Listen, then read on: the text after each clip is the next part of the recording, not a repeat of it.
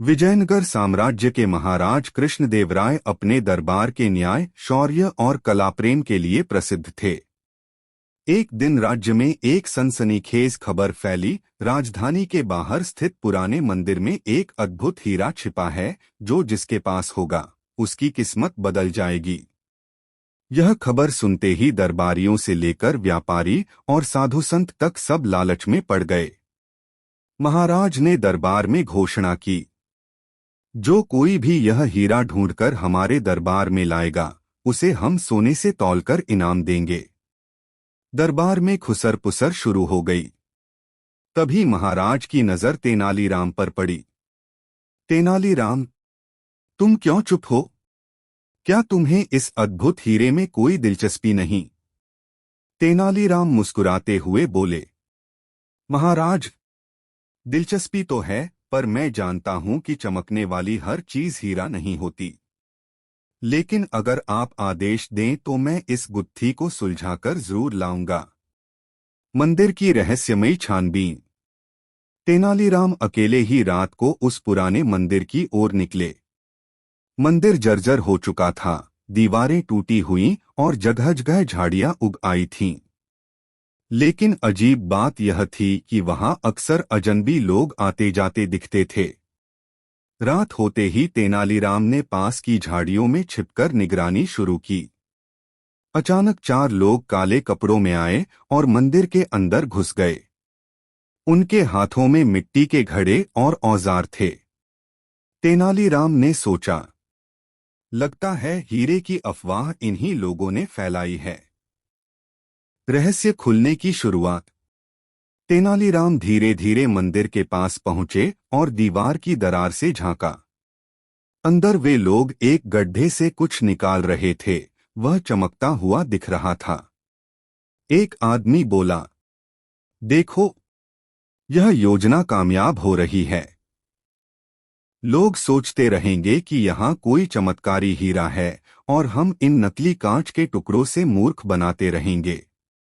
दूसरा बोला, और जब लोग इसे खरीदने आएंगे तो हम इसे भारी कीमत पर बेच देंगे। तेनालीराम मन ही मन हंसने लगे। तो यह सारा खेल लालच और धोखे का है। अब इनकी सच्चाई सबको दिखानी होगी। तेनालीराम की योजना। अगले दिन तेनालीराम दरबार में गए और बोले, महाराज, मैं उस अद्भुत हीरे का रहस्य जान चुका हूं, लेकिन उसे लाने के लिए मुझे 5 दिन का समय चाहिए। महाराज ने अनुमति दी। तेनालीराम ने 5 दिन तक मंदिर के आसपास चुपचाप अपने लोग तैनात कर दिए। फिर उन्होंने शहर में यह खबर फैलवा दी, तेनालीराम को मंदिर से हीरा मिल चुका है। वे 5 दिन बाद उसे दरबार में पेश करेंगे। यह सुनते ही वे धोखेबाज लोग घबरा गए। उन्होंने सोचा, अगर तेनालीराम ने सच में हीरा ढूंढ लिया तो हमारा खेल खत्म। 5वें दिन का नजारा। दरबार भरा हुआ था। सभी दरबारी, व्यापारी और साधु बड़ी उत्सुकता से इंतजार कर रहे थे। तेनालीराम एक डिब्बा लेकर दरबार में पहुंचे। महाराज, यह रहा वह हीरा। सभी की नजरें डिब्बे पर टिक गईं। जब डिब्बा खोला गया तो उसमें चमकदार लेकिन सस्ता कांच का टुकड़ा निकला। दरबार में खुसर पुसर शुरू हो गई। यह कैसा मजाक है? क्या यही अद्भुत हीरा है? महाराज ने कठोर स्वर में कहा। तेनालीराम, यह क्या है? तेनालीराम ने हंसकर कहा, जहांपनाह, यही असली सच्चाई है।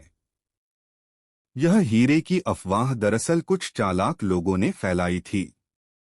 उन्होंने कांच के टुकड़ों को हीरा बताकर जनता को ठगने की योजना बनाई थी। मैंने उन्हें रंगे हाथ पकड़ा है और आपके सैनिक अभी उन्हें यहां लाने वाले हैं। धोखेबाजों की पोल खुली। थोड़ी देर में सैनिक उन 4 लोगों को पकड़कर ले आए। दरबार में सबके सामने उनकी साजिश उजागर हो गई।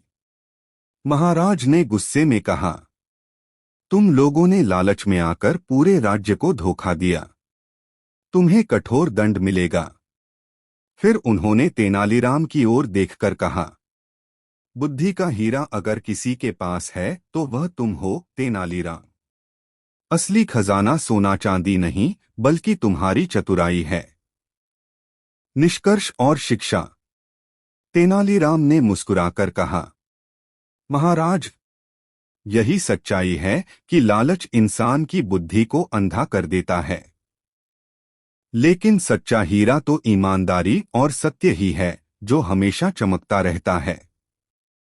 दरबार तालियों से गूंज उठा। सीख, मोरल ऑफ द स्टोरी।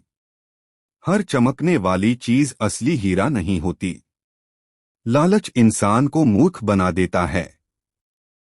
ईमानदारी और बुद्धिमानी ही सबसे बड़ा खजाना है। Please like, share and subscribe our YouTube channel.